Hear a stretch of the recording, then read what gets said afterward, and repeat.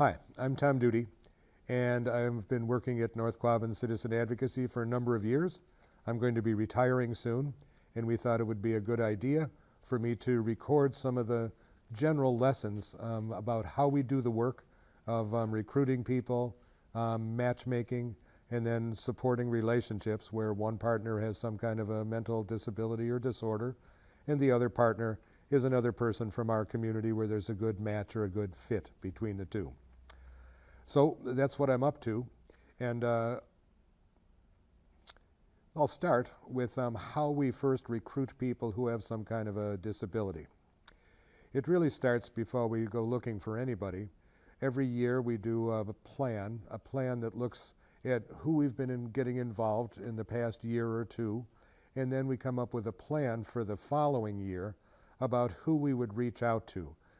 What age of people with them, and what kind of disability, what degree of disability, what kind of living situation or work situation or other problems they're facing.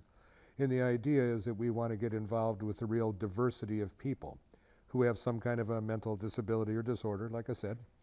And that we do that because we want to create a whole range of examples for us inside the program and for others in our community, of the kinds of situations that people are in, the kinds of needs they have, the kinds of ways that advocates might be helpful, the kinds of roles advocates might take on, and then the different kinds of people who will become advocates, depending on what it is that they're being asked to do to be helpful, and also depending on who the person is who has some kind of a disability. So we make this plan for who we're going to recruit as in citizen advocacy language as proteges. And then we recruit those proteges through sometimes people calling us, but oftentimes through more active outreach, where we go looking for people in situations and of the age and of the type and degree and disability and situation who kind of fit the bill, fit into what our plan is. And we recruit those folks. Sometimes, as I said, people call us or their family members call us. There's a lot of people who work in human service programs who are supportive of our efforts. Sometimes they'll call us or we'll call them. And sometimes we have to actively go and look. For example, if somebody's homeless, they're unlikely to give us a call. Or if somebody's in a nursing home and doesn't have family visiting at all, it's unlikely that they'll give us a call. So we have to go looking. Excuse me. So we recruit people, and once we've identified somebody for whom we would recruit an advocate, a protege, we meet with that person 2 or 3 times. And we ask them questions, get to know them, learn about them and their background. And we also will ask other people who are involved with them, whether it's family members or staff people, to tell us a bit about the person and their story, and to get a sense of where the person's at, what their situation in life is, what their situation has been, the kinds of things that they need, the kinds of things that they may be vulnerable to, bad things that might happen to them. And we generate a portrait after that. We sit for 2 or 3 or sometimes 4 hours for each individual for whom we're going to recruit an advocate, and really get to know them and their situation and try and understand as best we can what it would be like to be them. We try and put ourselves in the shoes to identify with the person who has a disability and think, if that were me, what would it be important for other people to really understand about my situation and about what I need? For some people, it can be housing. For somebody else, it can be help in managing money. For somebody else, it could be a chance to get out the door. For somebody else, it could be to renew connections with a church. For somebody else, it could be to get better schooling. For somebody else, it could be help in applying for or reapplying for getting benefits that they're eligible for. For some people, it might be assistance in doing a better job of raising their kids. It's just all kinds of possibilities for the kinds of things that people might need.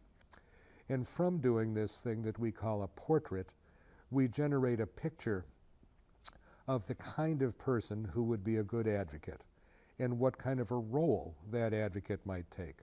We're looking to make a match. So we start with the person who has a disability and their situation, their needs, and then we think about what kind of a person would be able to fulfill those needs, what kind of skills would they need to have, and then what kind of interests might people share that would help a relationship to form, and just are there two people who are likely to kind of fit together, you know, from what we can, our best guess of, will people get along.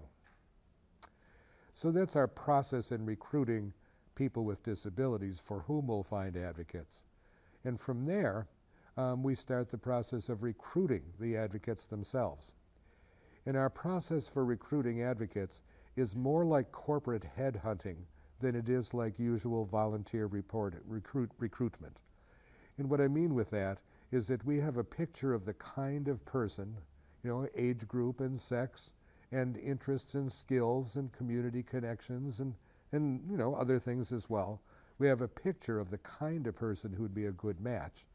And then we go and we start thinking about who do we know who might be a good match, a good fit for this individual person with a disability.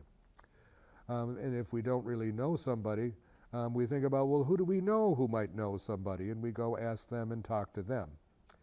So our process really is working through networks of trust, people who we know, or board members. A program at the moment has 14 board members, people who they know, who are a good match, who are people of good heart, who are people who others would give a positive reference to.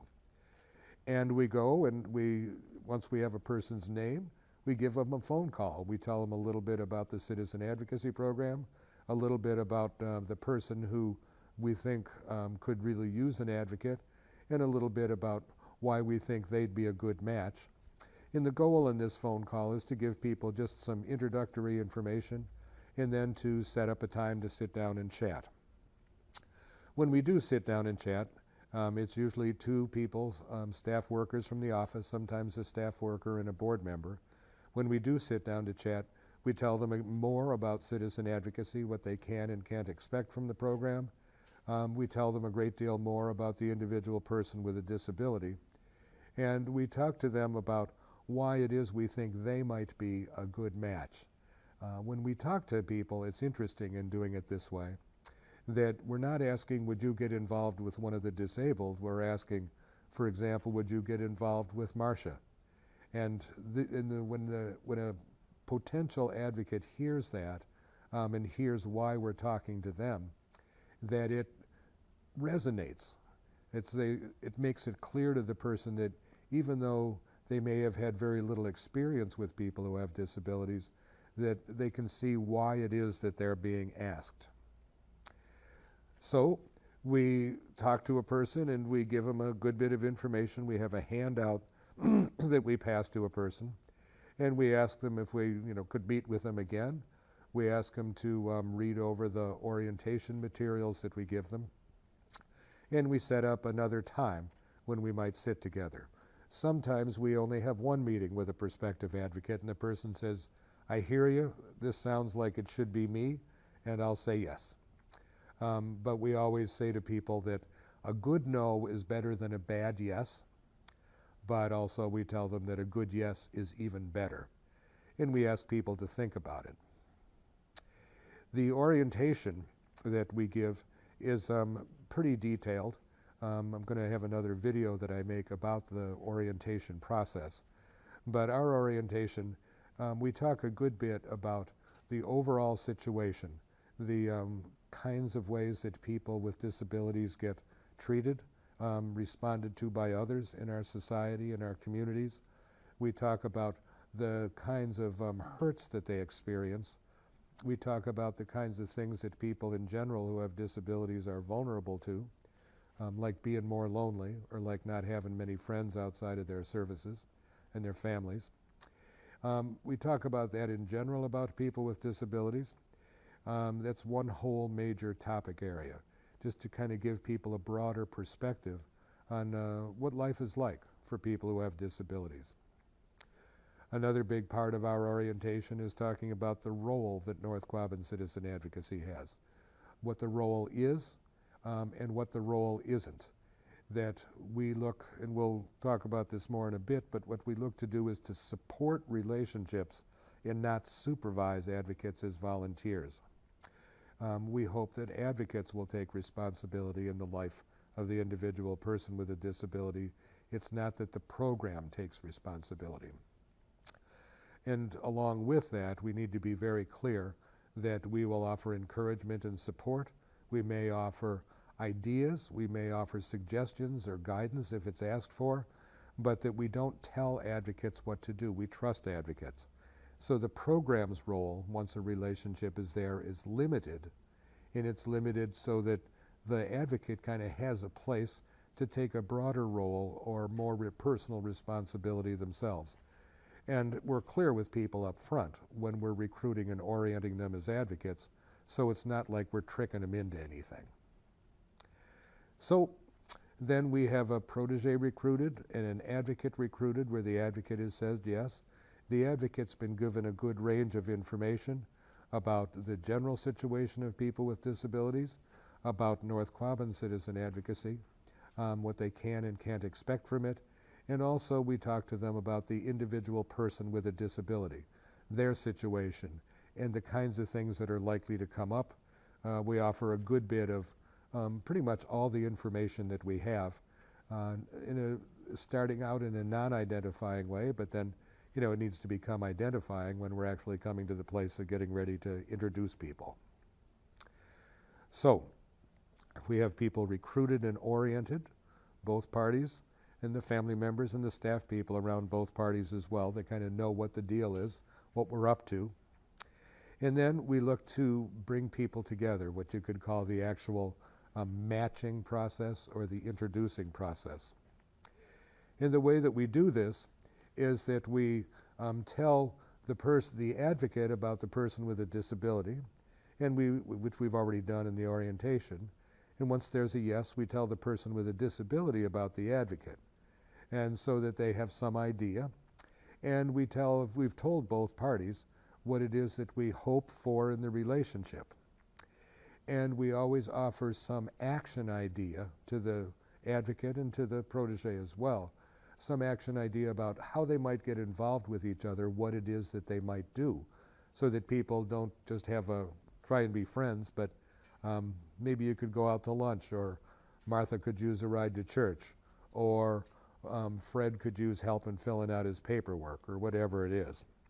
So we give people an action idea, we've told them separately, and then we set up a first meeting, and for the chance for the advocate and the protege to meet each other. And we try and make that as comfortable as we possibly can. In a restaurant where it's neutral territory, that's a good place.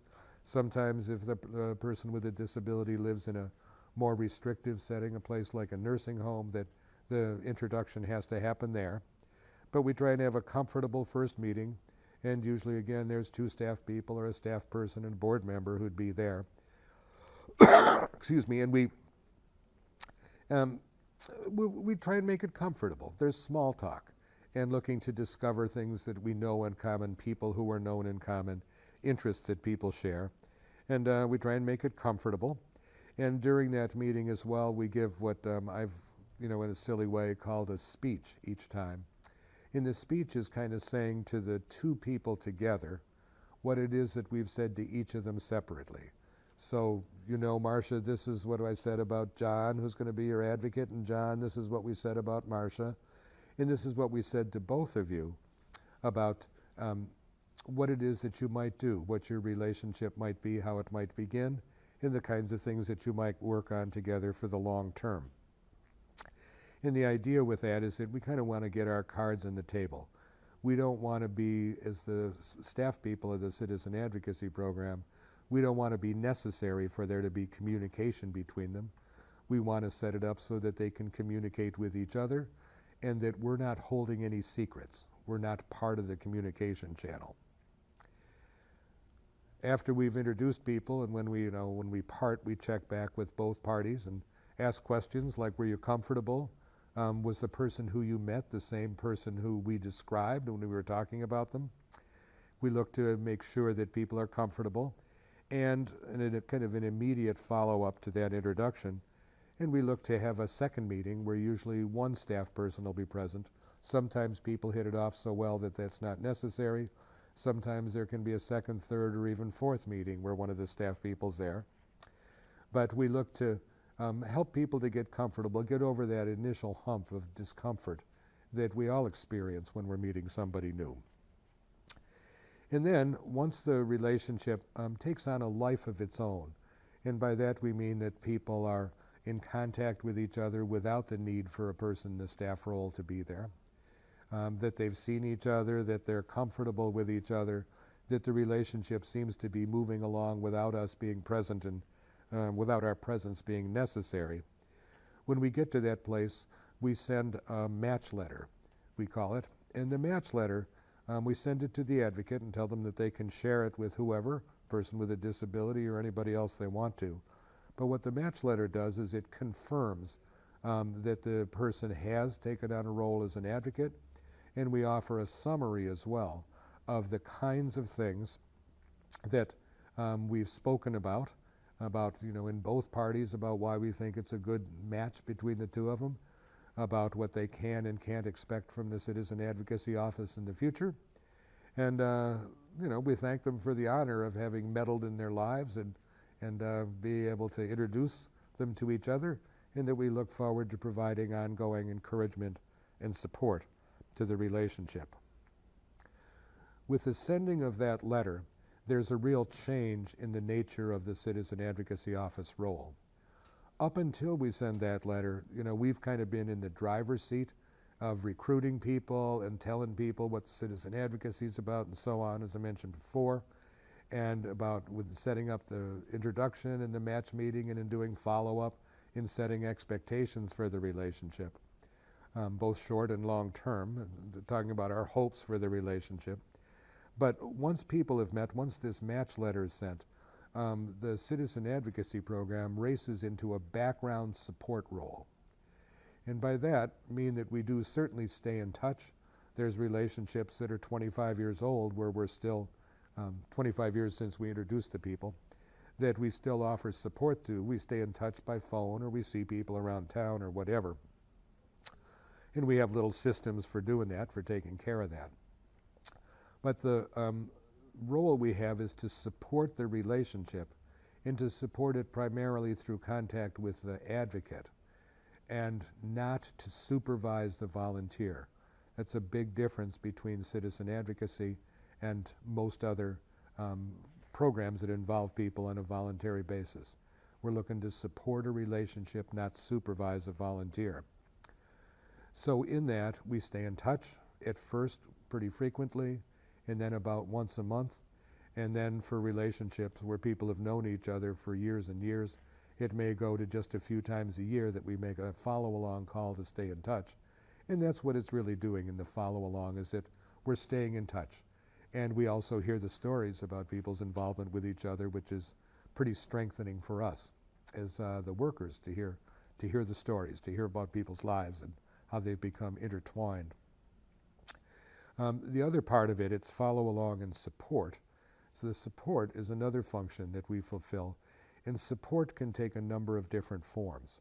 One form of support is just to be a listening ear, that we're available. We have a telephone at the office, we have email. Our telephone numbers at home are on the answering machine at work, so that if an advocate has a need to contact us, that they can do so at any time. And people with disabilities can call us too.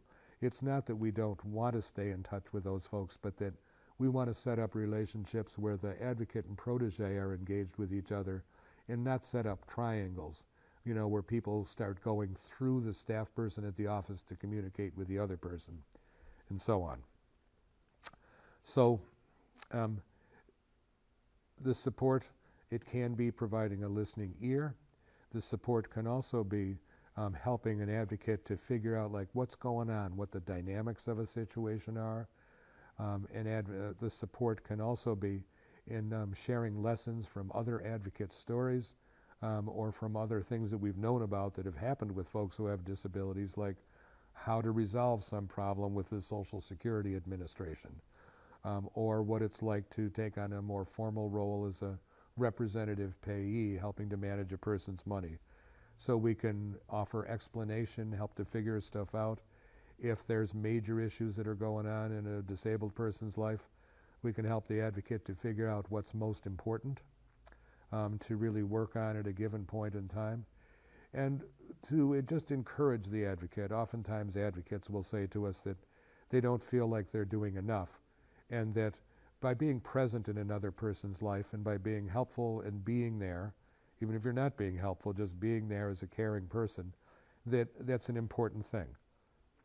And so we encourage and support advocates in order to make it more likely that the relationship would endure for the long term, and also to help the advocates to be better prepared to advocate, to be helpful directly themselves, but also more prepared to advocate, to speak up to third parties to make sure that someone's education is well done, or that their benefits aren't cut, or that their hassle with a landlord is resolved, or that they keep their job.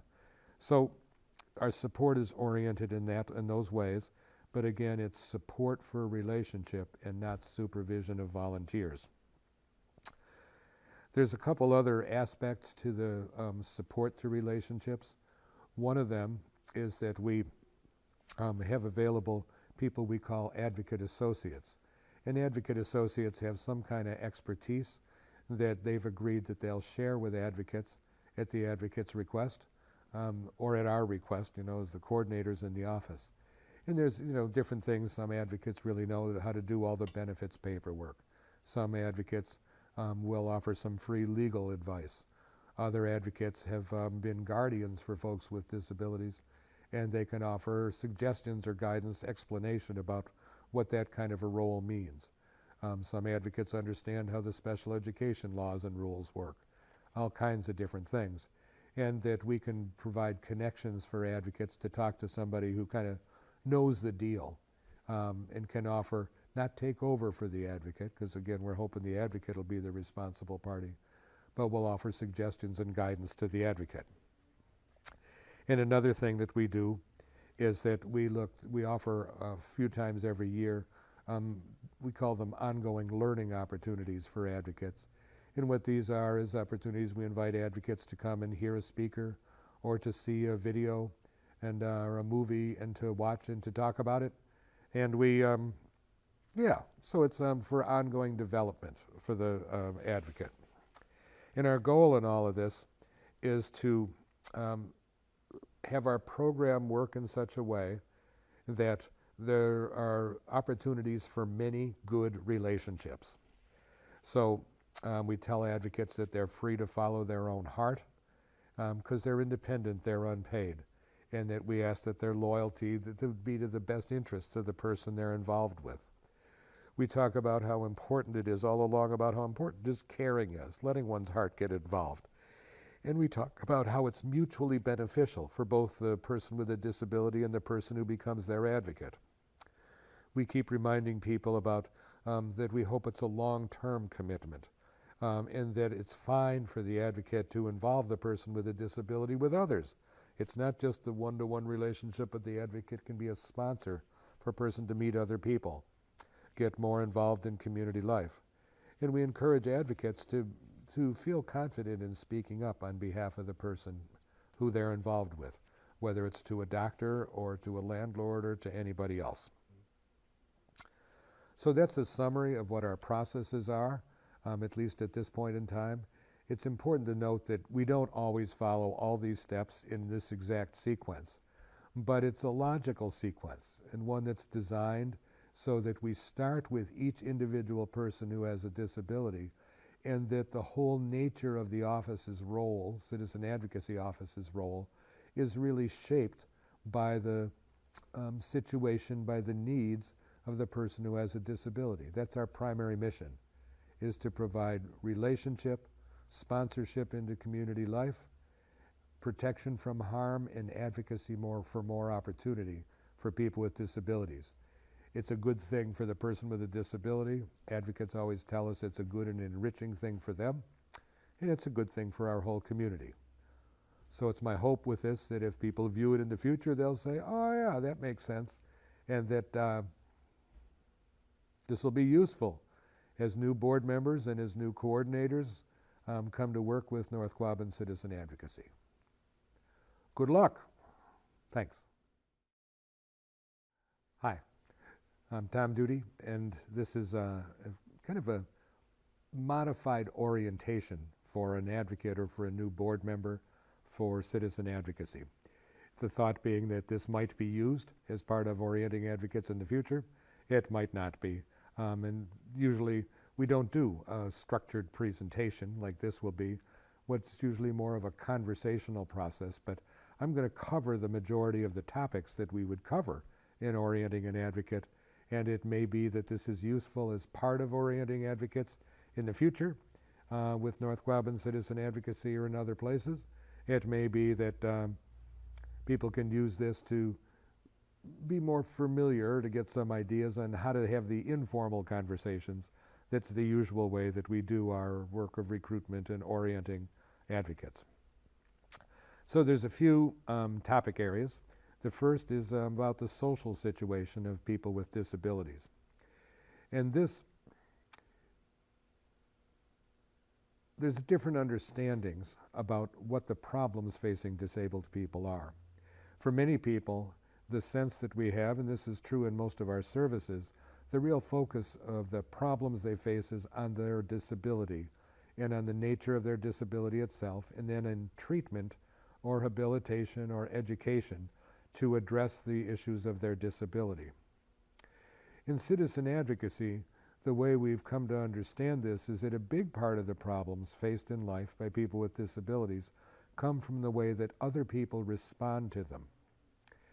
And a reality for many disabled people is that when they meet others, either individually or you could think of a whole society making judgments about a whole group of people, that people who have disabilities get seen and treated as if they have less value than other people.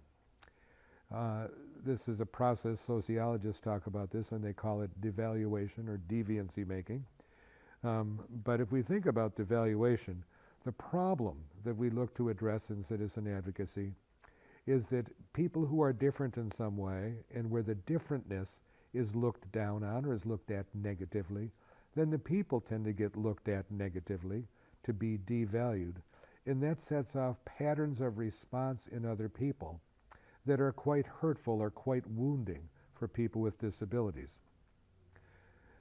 One of the things that happens for most people with disabilities, including those with mental disabilities, including those for whom North Quabbin Citizen Advocacy finds advocates, is that they experience a great deal of rejection.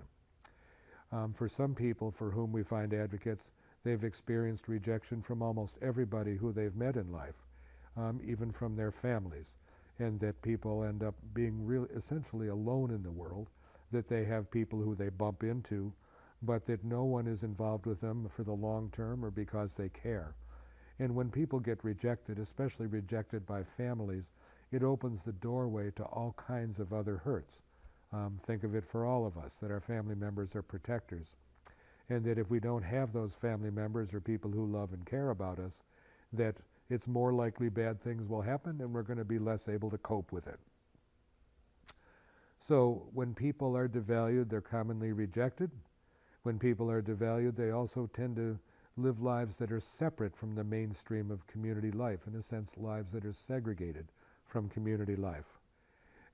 When people have a lifetime in special programs for special people, it's almost they live in they live in a parallel community where they're not really in contact with the rest of us.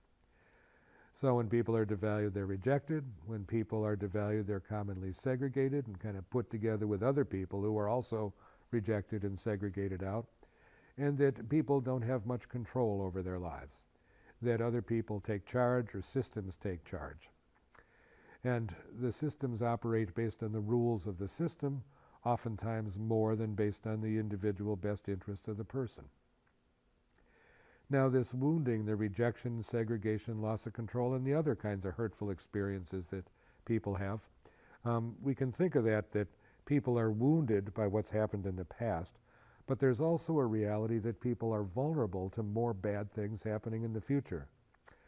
They're vulnerable in general because of the devaluation.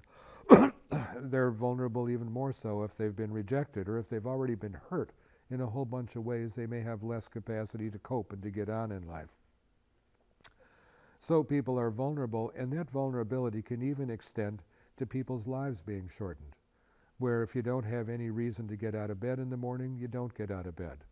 That if you don't have people who will make sure that you get all the benefits, that you get enough that you're entitled to, you don't have people to make sure you get enough to eat, you don't have people who make sure you get really good care from doctors, that if that's the reality that you live with, that you're more vulnerable, and it can be vulnerable even to the extent of dying early.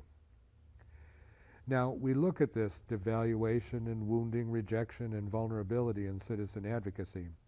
And what we do is we initiate one-to-one relationships for people who are in devalued status, people with disabilities.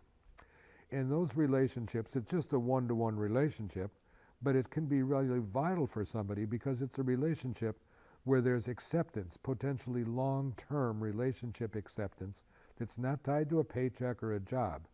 And that kind of acceptance from an advocate, it's like having a family member who's there, who cares about you and who will stick up for you. Advocates also, they're people from the mainstream of community life, and part of our invitation to advocates is to involve the person in more community activities. To go, and that can be going to an advocate's home, or it can be going to church, or it can be going to a Red Sox game. It can be pretty much of anything, you know, but that where people have been segregated, separated out from the mainstream of community life, advocates, we encourage all advocates to be a bridge to greater involvement with the mainstream of community life. And we encourage advocates to stick up for the person who they're involved with. When the person's lost control, you know, or is kind of at the whim of the powers that be, that an advocate is there like a family member to stand up for them. So the problem we address, and this is unusual, the problem we address is devaluation, the way that others respond to people with disabilities. We look to, in a sense, our client in the service that we provide. The person who we're looking to change is the person who becomes the advocate, so that they make a positive response, a welcoming, accepting, even caring and loving response to a person who has a disability, where quite commonly for the person in the past, they've not experienced that kind of loving acceptance from other people. So that's the situation, the social situation of people in devalued status, including people with disabilities, and in general broad terms what citizen advocacy programs offer. The program doesn't actually offer it, but we recruit advocates who will offer acceptance where people have been rejected, sponsorship into community life where people have been separated out, and protection and advocacy for people who've lost the place or the capacity to protect and advocate for themselves. Now, there's all kinds of other lessons about citizen advocacy itself. We have a bunch of assumptions or beliefs that really shape our work. One of them, and probably the most crucial, is that we assume that people in devalued status, people with disabilities, are just like you and me, that they have the same kinds of needs, they're hurt by the same kinds of things, they find joy in the same kinds of things. The good life for people without major disabilities is the same as the good life for people with disabilities. Things like home and love and caring, reason to get out of bed in the morning, a sense that you're contributing, a sense of security and stability. You know, those are all things that we all need that are important for people with disabilities as well. That's one of our key assumptions. And based on that assumption, that we think it's really important for advocates and for others to identify, to put themselves in the shoes of the person with a disability, and to people to be encouraged to believe that their common sense counts. You can ask yourself the question, would I want to live in this place? And if the answer is no, your common sense says it's probably not a good place for your disabled friend to live either. We also believe that caring counts. If my appendix were to burst, for example, I would be pleased to have an expert like a doctor there to deal with it. But I'd also be pleased to have my wife there. And I don't want her operating on my appendix, but I do want her there asking questions and making sure that I get good care, that things go well. And it's really important as well that people make a commitment to each other. And the commitments we make in relationships these days, maybe they're not the way they were 50 or 100 years ago, but a commitment is a real important thing, knowing that somebody will be there. And this is Advocates knowing this about their disabled friend, and disabled friend knowing it about the person who becomes their advocate. We also assume in citizen advocacy that there are limitations to the professional and bureaucratic approaches. That all the money in the world that might come from a government and the best managed service system in the world that hires the most highly trained professionals in the world is still not there in the same kind of a way that just people who are involved without pay or without structure, who are there because they care about the person, that there are limitations, things that the service systems can't do, things experts can't do, and that people who are just kind of regular, nice, good people from our community can be there, and they can fill roles that that the professionals can't fulfill. We also kind of, in a radical way, we trust people to keep their eye on what the systems are doing instead of setting up more and more systems that keep their eye on what people are doing. Another is that we believe that when there's a caring relationship, it will motivate identification and action, and that when people identify with each other and act in each other's lives, that strengthens relationship. So these are some assumptions with citizen advocacy, and we can go back in the 40 years since the idea of citizen advocacy was formed, and that in order to kind of operate the program in a way that makes it as likely as possible that many good relationships will emerge, over the years, people involved with citizen advocacy, and there's programs in other states and actually in other countries as well, other citizen advocacy programs. But we've evolved, or we've identified what we call 5 defining principles of citizen advocacy. Not rules that you must follow or regulations, but principles to guide how we do the work. And those principles are the first one, and by the way, the principle is to make it as likely as possible that many good relationships will emerge. So the first principle is called primary loyalty to proteges. And what that means is that we want to recruit advocates who are independent, people who don't work for the same service agency or don't have some other loyalty to a career or to whatever, that we want to minimize competing interests so advocates are free to have their primary loyalty in that relationship to the person with a disability. And that puts them in a place, since they're not paid or compensated in any way, it puts them in a place to be free in speaking up for the best interests of their friend with a disability. Second principle related to it is called program independence, that you want the program to be independent, so we're in a good place to encourage advocates to follow their heart. And that means you have an independent board of directors. It means you get funding from multiple sources. It means that the program can encourage advocates to follow their heart, to do what they think is best, without worry that the powers that be will kind of clamp down on the program, pressure the program to clamp down on the advocate. The third principle is called clarity of staff role. And what this means is that we need to be very clear with the advocate about what they can and what they can't expect from the program. We'll offer encouragement and support. We won't supervise the relationship. We will help the advocate figure out what's important, but we won't take over for the advocate, even if times get tough. The fourth principle is diversity of people and relationships. That we want to have a diversity of people, creating a diversity of examples of the ways in which people in our community and any community can be involved with each other and can speak up for each other.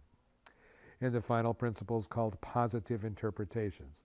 And what this means is that we want to interpret, to represent people with disabilities and relationships with the people who have disabilities in a positive light.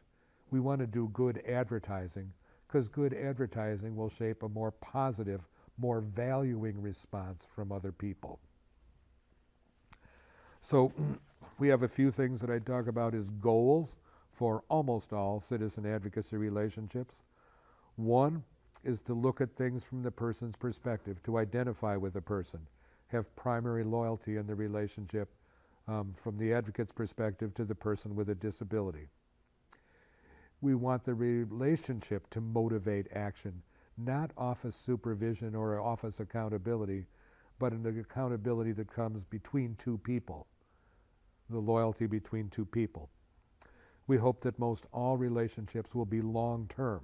Sometimes we introduce people in a short-term crisis situation, but one of the realities, one of the wounds of people with disabilities is that they have discontinuity, or people keep coming and going in their lives, and we would hope that people would be involved for the long term. Several of the advocates we support are the longest term relationship in the life of the person with a disability who they're involved with. We encourage all advocates to be prepared to speak up on the person's behalf when the need arises, that we want advocates to be prepared to advocate. That's part of the reason we call them advocates. It's part of the reason for the principles that I talked about a minute ago. We always emphasize how the relationships are mutually rewarding, or have the potential, at least, to be mutually rewarding. That doesn't mean that they're equal. It doesn't mean that there aren't real challenges in the relationships, but it does mean that there is benefit, that there's good fruit for all. We encourage all the relationships to be integrative, that we hope that the advocates will engage the person with a disability in the wider community life. And we also hope that relationships will be evolving and growing, that none of our relationships are done. I've been married to the same lady for over 40 years, and our relationship is still growing and developing. That's the way it is. And that over time, as people in the relationships the Citizen Advocacy Program supports, their relationships will also grow and evolve. So in talking to an advocate, these are the kinds of things that you might talk about. It might be that you play this video. It might be that you make use of some of the word choices that I have here. It might be that this is just a helpful thing for new workers or for board members to look at and thinking about this is how people get advocated, or people get recruited to be advocates. I want to say too that in talking about in doing an actual orientation with an advocate, there'd be a great deal of information, dialogue, but a great deal of information about the individual person with a disability, about their background, their current situations and needs, areas of vulnerability, the kind of role that an advocate would take that would be relevant in this person's life, why we think you're a good potential person to be the advocate, that you're a good match. We would go over written materials that we've given to people. We'd present and talk about some of what we see as potential challenges in getting to know the person, being involved with them, or challenges in the person's situation, like they're in a restrictive setting that doesn't really welcome visitors. We'd also give you really detailed information about what you can expect from the Citizen Advocacy Office. We're talking now that if you say that we have an orientation process, that we have a process for how we would introduce you, how we'd bring you into contact with a person who has a disability, that and what our expectations are and how that all works. We'd be very, very clear. This is really part of the clarity of staff role process. And then we always talk about other involvements with the Citizen Advocacy Program. And that can be as board members or involved with our fundraisers, or attending other events that we do, coming to these ongoing learning opportunities that we offer, and so on. So that's kind of an overview. Most of the time spent here was on the ideas about devaluation, an overview of citizen advocacy, talking about the assumptions and principles of citizen advocacy, our goals for the relationships. And those are the kinds of things that I could talk about here and giving a bit of a speech in front of this camera. They're not the kinds of things that really go very well in a conversation. Well, they do go in a conversation, but they're not, in a conversation they get communicated in another form, in another way, just in dialogue that's back and forth. And of course, interspersed with all this in a conversation would be examples or perspectives on the individual disabled person's life.